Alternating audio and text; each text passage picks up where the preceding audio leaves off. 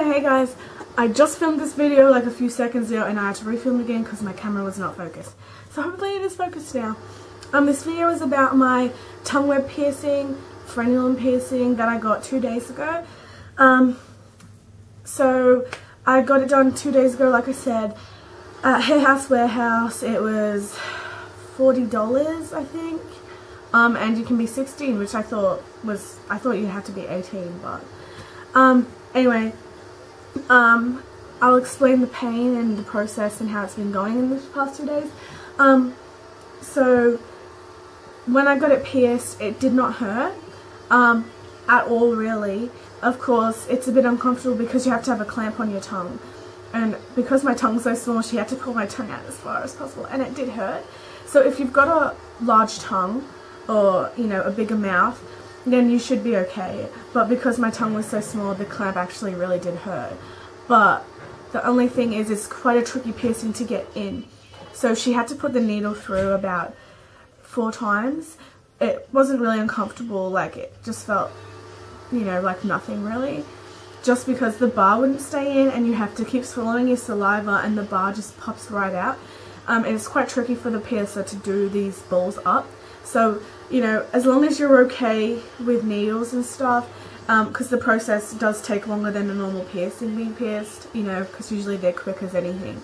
But it took a little while, yeah, because it's hard to get it in. So if you're okay with a needle going in and out a few times, you know, then you'll be fine. But if you're a bit uncomfortable with needles and, you know, because it is a long process, maybe this piercing's not the best for you. But if you can handle it, like I'm okay with piercings and needles. It doesn't bother me, so it's fine. So pretty much when it was in, I thought it was awesome. I've wanted this done for ages. And it swelled pretty much within an hour or so of getting it done, because they do a 16 gauge bar, which is for swelling, of course. Oh, and I don't recommend that when it's healed, because you're meant to leave it for 2 weeks like any other piercing before you change the bar, but it heals within a few days, just so you know. I don't recommend that anyone changes it themselves, because, so I've been told, it's quite tricky and it's easy to rip because the webbing is so thin. So if you want to get it to a smaller gauge, go to your piercer and get them to do it for you. I think that's what I'm going to do if the bar is too big for me.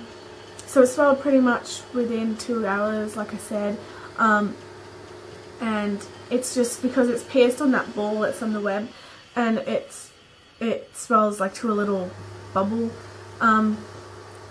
It was swelled yesterday too, but today I find it's gone down, so it only swells for about a day or so, and it's not that swollen where you can't talk or that it's really painful. I find it hasn't been painful at all or annoying. It hasn't really affected my speech either. I think everyone's different, but the only odd thing is, I guess, is you can feel these 2 little balls under your tongue, but it's not uncomfortable. It's just, I don't know, I guess it feels cool. Yeah, the only thing that I went into this piercing not knowing is that the web piercing is known for rejection.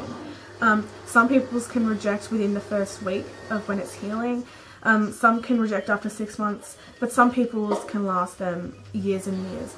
So I'm hoping that mine will last a long time, because I really do love it.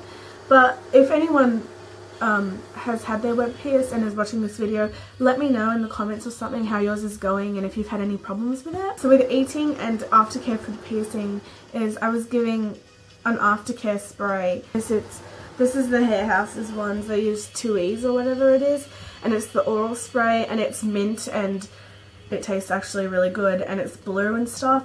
So it's kind of just like using a mint spray in your mouth, really.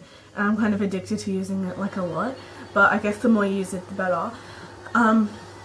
With eating, it's a bit, you know, tricky at first because you're scared, you know. Your tongue's a bit restricted to movement as well. I try, and when I eat, I'm just eating smaller mouthfuls right now, and trying to make sure that no food gets under my tongue when I chew. But after you eat, I recommend that you use mouthwash, preferably alcohol-free mouthwash. Swill your mouth with it for a few seconds and spit it out just to get all the bacteria out, because bacteria can get trapped in any mouth piercing, whether it's smiley, frowny, tongue or anything. So just be really careful with that. It's pretty much to keep it, you know, from rejecting and to keep it nice and healthy is just pretty much good oral hygiene.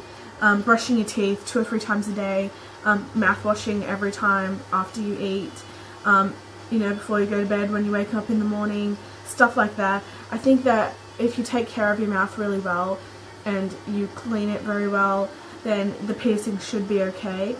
But that's what I'm going to do. I'm going to do another review on my piercing in another few weeks, just to let you guys know how it's going, if it's been rejecting and all that stuff, which fingers crossed it won't. Yeah, I'll just let you guys know how things are going. So I'll show you the piercing now for those of you that haven't really seen it before. It's under the tongue through webbing. It's an eyebrow bar, yeah.